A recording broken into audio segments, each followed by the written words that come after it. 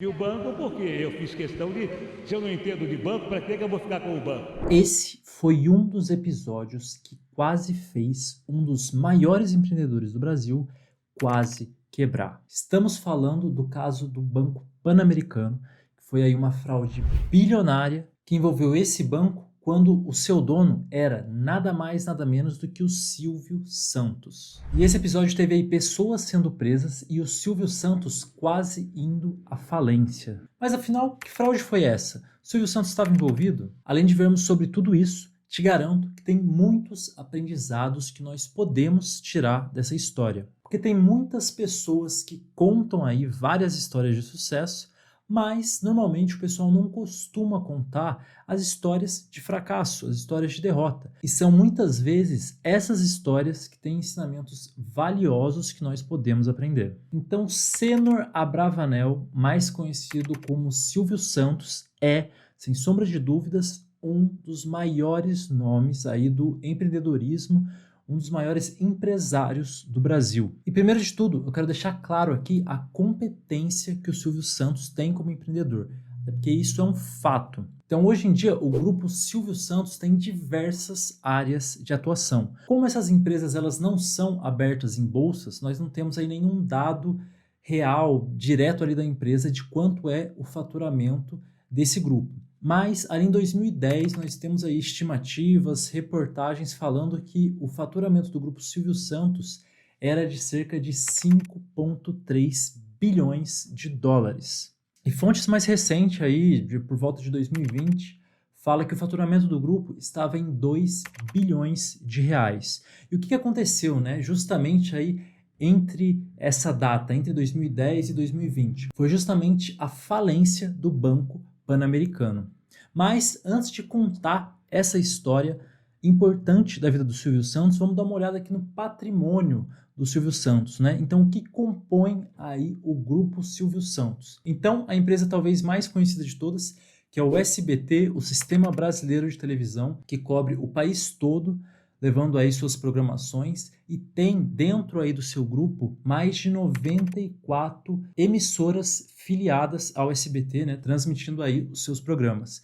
Além disso, tem ali a TV Alphaville, que é uma empresa responsável por vender TVs por assinatura para a região de Alphaville, que é uma região nobre aqui de São Paulo. Tem a Liderança Capitalização, que é quem emite aí a Telecena, né? Quem já assistiu SBT, sem dúvida, já ouviu falar de Telecena. Tem o Hotel Jequitimar, que fica ali no Guarujá, e pelo nome, né, já dá aí uma pista de outra empresa também do Grupo Silvio Santos, que é a Jequiti Cosméticos. Tem também a Cisan Empreendimentos Imobiliários, que é o braço responsável por administrar todos os imóveis do Grupo Silvio Santos. Tem aí a Simba Content, que é um projeto do SBT em parceria com a Record e com a Rede TV, que tem como objetivo levar as programações desses canais para as TVs fechadas e até com exportação de camarão e lagosta o Silvio Santos já teve envolvido.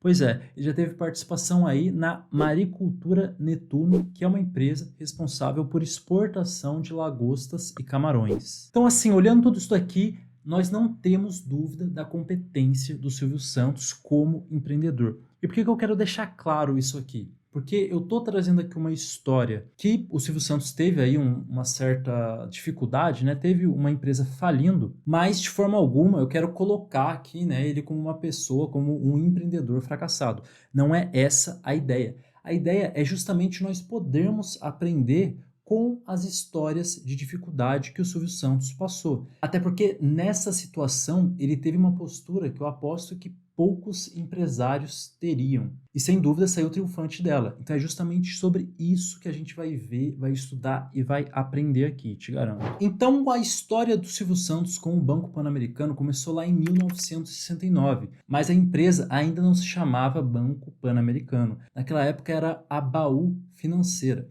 E a Baú Financeira só foi se tornar um banco, né, e receber aí esse nome de Banco Pan-Americano em 1990. Foi nesse ano que a empresa teve, né, autorização aí do governo para se tornar um banco e efetivamente começar aí a trabalhar com empréstimos. Então aí de 1990 até 2009 o banco estava voando, né, apresentando bons resultados e foi até por esse motivo que a Caixa resolveu comprar uma parte do Banco Pan-Americano. Então aí, em dezembro de 2009 a Caixa comprou 35% do banco por um valor de 739 milhões de reais, né? Já foi aí um belo valor. Então, a partir desse momento, o Grupo Silvio Santos, né, e a Caixa eram donos do Banco Pan-Americano, mas quem tinha o controle, de fato, ainda era o Grupo Silvio Santos. Era o Silvio Santos, né, digamos assim, que escolhia ali os diretores e quem estava ali no comando da empresa. E o banco, nessa época, ele trabalhava aí com venda de carteira de crédito, né? E o que seria isso? É muito simples de entender. Vamos pegar aqui um exemplo, vamos supor que você tem aí uma loja de brinquedos que venda brinquedo parcelado, né? Então vamos supor que você vende um brinquedo para o seu cliente pagar aí ao longo de 10 parcelas. Então nesse caso, cada venda a prazo que você faz é um crédito que você ofereceu para o seu cliente. Porque esse crédito nada mais é do que um dinheiro futuro que você vai receber. E é exatamente por isso que esse crédito ele faz parte do patrimônio da sua empresa. Porque se ele é um dinheiro futuro que você vai receber, ele faz parte do seu patrimônio. Então vamos supor, né, que você aí, como dono da empresa, fez aí várias vendas parceladas. Então você tem vários créditos a receber. Mas agora vamos supor que você, na verdade, não quer esperar passar aí 10 meses, um ano para receber esse dinheiro, que você quer receber esse dinheiro agora. É aí que entra a venda de carteira de crédito. Porque você pode procurar uma instituição financeira, né, um banco, por exemplo, para fazer a venda desse dinheiro futuro.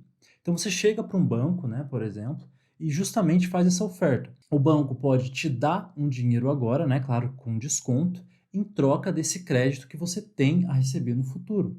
Então vamos supor que você tenha 2 milhões de reais de crédito para receber daqui um ano, o banco vai chegar e vai te pagar aí 1 milhão e 800. Então você tem o dinheiro nesse momento, mas com um desconto. E é exatamente assim que o Banco Pan-Americano trabalhava. Só que ao invés de vender brinquedos, ele fazia empréstimos. Então ele pegava aí uma carteira de empréstimos, financiamentos e vendia para outros bancos. Só que quando ele fazia essa venda, ele deveria dar uma baixa ali, né, no patrimônio do banco em relação a esses créditos que ele vendeu. Então, se ele pegou uma carteira de 2 milhões em crédito e fez a venda para outro banco, ele deveria pegar esse valor que ele vendeu e dar uma baixa no patrimônio. Mas aí que está o problema. O Banco Pan-Americano não fazia isso. Ao invés de ele declarar que ele vendeu aquela carteira de crédito, ele deixava isso lá no patrimônio do banco. E isso fazia com que o patrimônio do banco ao longo do tempo fosse sendo inflado. E qual que é o grande problema disso quando nós estamos falando de banco? Porque para um banco poder aí fazer empréstimos, né, fazer suas operações com o dinheiro, emprestando dinheiro para pessoas, emprestando dinheiro para fazer financiamentos para empresas, o banco empresta o dinheiro justamente de acordo com o patrimônio que ele tem. Então, se um banco tem mais patrimônio, ele pode fazer mais empréstimos. Então, os executivos deixavam ali o patrimônio do banco inflado já com a intenção de conseguir fazer mais empréstimos. Então, o banco acabava crescendo com um patrimônio que ele não tinha. E claro, ali os executivos estavam recebendo bônus gigantescos, né, porque estavam batendo metas, estavam faturando alto, mas tudo isso com um patrimônio que não existia. E só para vocês terem ideia do tamanho dessa fraude, o banco declarava que ele tinha um patrimônio positivo de 1,6 bilhões de reais. Mas, na verdade, o banco tinha um patrimônio negativo de 900 milhões de reais. Então, isso resulta em uma fraude de 2,5 bilhões de reais. E como que isso foi descoberto? Acontece que chegou um momento em que o Banco Central viu que tinham alguns empréstimos, né, alguns créditos, que estavam em 2 bancos ao mesmo tempo. Ele falou, pô, peraí, o que está acontecendo aqui? E aí o Banco Central foi investigar, foi atrás e se deparou com essa ocorrência, né, com esse ocorrido que o Banco Pan-Americano fazia. Ele simplesmente não dava baixo nos créditos que ele vendia. Claro que na época isso ganhou as mídias, até porque a maior figura, né, emblemática que era dona do Banco Pan-Americano era o Silvio Santos. Então todo mundo caiu matando em cima dele, né? Já até acontecendo aí algumas acusações, mas fato é que durante as investigações foi constatado que o Silvio Santos não sabia disso que acontecia. Ele era sim o dono majoritário do banco, mas ele não tinha conhecimento, né? Ele não estava envolvido nas decisões diárias que eram tomadas ali dentro do banco. Então, durante essas investigações, ali já estava bem claro que ele não estava envolvido nesse escândalo. Mas, mesmo assim, o Silvio Santos resolveu tomar a frente da situação, colocou aí todo o seu patrimônio, né, todas as suas outras empresas à disposição da justiça para cobrir, né, esse rombo com o seu patrimônio, caso fosse necessário. E também, nesse momento, né, que o banco estava praticamente indo aí para falência, entra em ação o FGC, que é o Fundo Garantidor de Crédito. Para quem não conhece, essa é a instituição que garante aí, né, um valor de até 250 mil dos investidores ou ali dos correntistas que têm dinheiro em instituições financeiras. Então o Silvio Santos chegou a fazer um acordo com o FGC de que ele ia quitar toda essa dívida, né? Ele fez aí um parcelamento ao longo de 10 anos para poder quitar esse rombo bilionário. Claro que paralelo a tudo isso, ele tirou ali da direção todas aquelas pessoas que estavam envolvidas, né, nesse escândalo, né, fez uma renovação aí na gestão do banco. E claro, enquanto ele estava aí organizando a casa, né, tinha pessoas aí querendo até comprar aí o SBT, comprar as outras empresas, né, aproveitando esse momento de fragilidade do Silvio Santos, mas ele não estava aberto à negociação, mas depois que ele colocou ali as coisas do banco em ordem, que a dívida estava organizada, que já tinha ali uma gestão formada para poder tocar a operação do banco, ele fechou um acordo de venda para o BTG Pactual. Então o BTG, que nessa época já estava querendo entrar nesse novo mercado, que é focado aí mais classe média, classe baixa, resolveu comprar o Banco Pan-Americano. Então em janeiro de 2011, depois aí de uma longa negociação, o Silvio Santos fecha essa venda. E até tem ali, né, imagens icônicas de o Silvio Santos saindo aí do prédio do BTG depois de uma longa reunião, e os repórteres ali na porta, né, querendo ali tirar a informação dele, até achando, né, que ele ia sair aí meio derrotado, mas o Silvio Santos saiu triunfante da reunião, porque o que ele queria era resolver a situação, era passar o banco, porque como ele mesmo disse... E o banco, porque eu fiz questão de, se eu não entendo de banco, para que eu vou ficar com o banco? Se ele não entende nada de banco, por que é que ele iria ficar com o banco? Então ele vendeu sua parte por 450 milhões. Claro que esse dinheiro na época aí foi usado basicamente para cobrir, né, as despesas que ele teve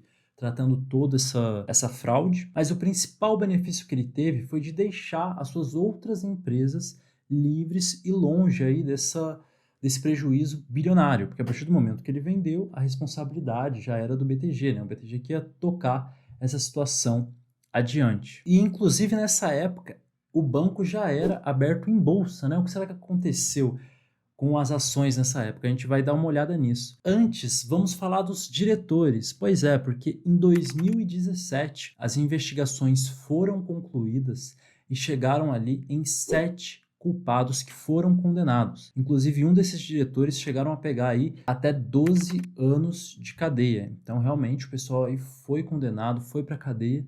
E claro, o Silvio Santos aí, né, foi inocentado porque ele realmente não tinha nada a ver com o que estava acontecendo. E os acionistas, né, o que aconteceu? Imagina o coração do pessoal nesse momento. Mas pois é, como o próprio Silvio Santos disse aí nas palavras dele... As ações do Banco Pan-Americano, quem comprou, vão subir, não vendam, porque as ações vão subir. E quem era acionista poderia ficar calmo, né, que as ações iriam subir. A gente teve uma alta de mais de 1.800%. Claro que aí nesses últimos anos o banco teve uma desvalorização, mas o BTG mostra que ele teve sim competência, né, para dar a volta por cima. E assim que o BTG comprou, inclusive, né, uma das atitudes do banco foi dar uma repaginada na marca do banco. Inclusive o Banco Pan-Americano hoje em dia se chama Banco Pan. Pois é, né? Não sei se mudar de Pan-Americano para Pan faria muita diferença, mas foi isso que fizeram, né? Mudaram aí o banco de nome e ele continua em operação até hoje. E claro, mesmo depois dessa história aí trágica, né, que o Silvio Santos teve que passar, a gente vê o quão grandioso, né, ele continuou sendo, porque ele expôs aí seu patrimônio. Realmente aí o risco da falência, mas ele quis honrar com as suas dívidas, com a sua responsabilidade. E isso mostra que mesmo um grande empresário pode cometer erros, que ele não estava envolvido ali diretamente na operação do banco, mas ele sim indicava ali diretores, indicava executivos. Então imagina só, se até um grande empresário como o Silvio Santos comete erro, quem dirá você, né? Quem dirá nós que às vezes decidimos começar um negócio do zero, começar a empreender, é claro que nós vamos errar. E é claro que esse erro não diminui de forma alguma o mérito que o Silvio Santos teve ao longo de sua carreira, tanto é que o grupo Silvio Santos continua aí gigantesco, atuando em diversas áreas. Mas eu espero que você tenha gostado aí dessa história e o que ela tem a nos ensinar. E se você gostou, não esqueça de se inscrever no canal, de deixar o seu like e até o próximo vídeo.